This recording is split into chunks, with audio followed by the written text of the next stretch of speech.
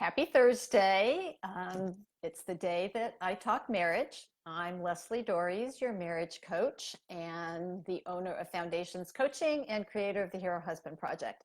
And today I'm tackling a really tough subject, which is, can you affair-proof your marriage? And yeah, the short answer is yes, you can, but not in the way you think. And part of the reason why I wanted to talk about this today is because I read a rather disturbing statistic in the Journal of Marriage and Family, which basically said that 68% of women and 74% of men said that they would cheat on their partners if they knew they wouldn't get caught. Let that sink in. That's more than 2/3 of the population. Okay. Now, I have seen the impacts of affairs, both personally and professionally. My dad was not faithful to my mom. Except for the fact that the door was locked, I would have walked in on one of my college boyfriends with another woman. So I know the personal pain of this, and I have worked with couples who've experienced this in their own marriages, and it's really tough. And to be honest, on some level, I do not understand this concept. Now, please, I've been married I just celebrated my 34th wedding anniversary.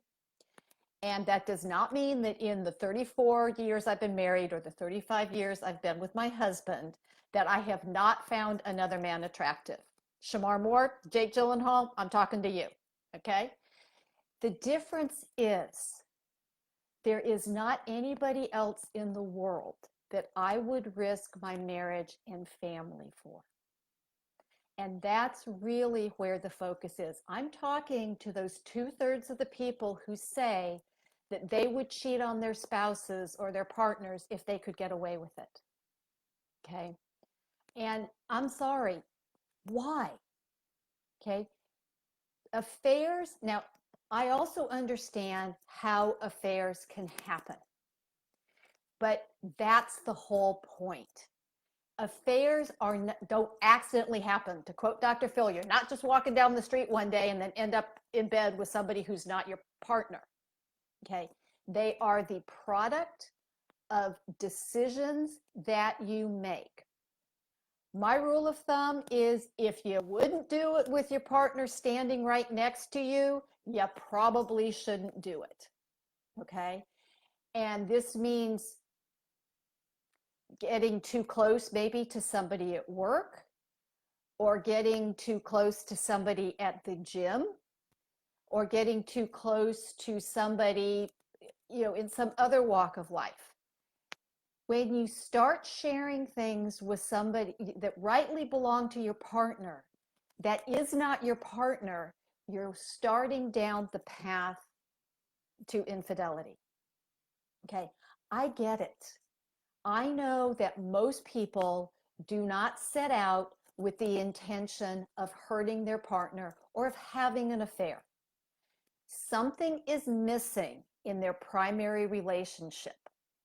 And maybe you've even tried to get your partner to address what's going on in your primary relationship. I get it. This is what I do for a living. People don't want to do things differently unless they understand that there's a cost. Okay. And a lot of the people I've talked to who've had affairs said they gave up trying to talk to their partner. They didn't think that their partner would care. I get this. I really, really do. I am not standing in any judgment on people who end up having affairs, as long as they're not people who never intended to be faithful to their partners in the first place. That's a whole different category of people. And that's actually only about 10 to 15% of the population. So we've still got this huge percent of the population who would be willing to cheat on their spouse. Okay. Why? If there are problems in your relationship, in your marriage, deal with them. And I'm going to hear you. I know you're going, I have. Okay. Yelling at your partner, fighting with your partner, pleading with your partner, that's not necessarily the way to get it done. I know you're going, what else do I do? Okay. What you do is you figure out a way to get their attention, you know, in a productive way. Okay. And if you can't do it on your own, there are people out there who can help you. I know a lot of people say, well, we can't do couples work because my partner won't go. Do it on your own. Let me tell you, there are things that we know that can help you to deal with the issues that you're dealing with. And I'm going to say, I get it. They are not easy to deal with. But the way to affair proof your marriage is for you not to have an affair. Okay. We can't control the other person. We can influence them. We can find out what matters to them and work with that. But we can't control them. But the way to affair proof your marriage is for you to do everything that you need to do to make your marriage work. And I understand it's not always easy. I have talked before about people who are in sexless marriages. That's really tough, right? I understand you have children. I am probably one of the most pro-marriage people you're going to meet, especially when there are children. But settling for a relationship that is less than what you need and what you deserve sets you up to be vulnerable to having an affair. It's like you're starving and the neighbor down the street is serving you a 5-course meal every night. Where are you going to go? Right? It makes sense. It's just causes more problems than it's worth. Now, if your partner has cheated on you, or if you decide to cheat on your partner, that is a decision that is being made, and the other person does not have any responsibility in it. They are not responsible for your choice to cheat. They are responsible for what your relationship looks like, absolutely 100%, but they are not responsible for what you choose to do about it. Okay? And I cannot make this clear enough. But if you have an affair because something isn't working in your marriage, let me tell you, it's not going to be about what wasn't working in your marriage. It's now going to be 100% focused on the affair and your behavior, and that's not completely unwarranted. Okay? If you're not happy in your relationship, if there's something off, please do something about it. Not have an affair, which is only going to make it worse. The way that you affair proof your marriage is to take the focus off of your partner and onto you and say, okay, what do I need to do?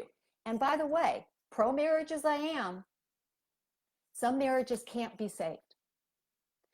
But if your partner does not know what the cost is, if your partner really does not understand, and I know I hear you're going to be saying, I've said it over and over and over again. Well, sometimes words are not enough.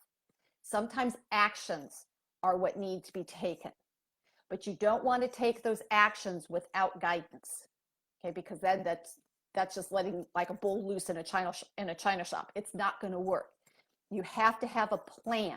And most of the time when people talk about their marriages or their relationships to their partners, they're upset, they're not focused, they're not solution oriented. They're in the midst of pain.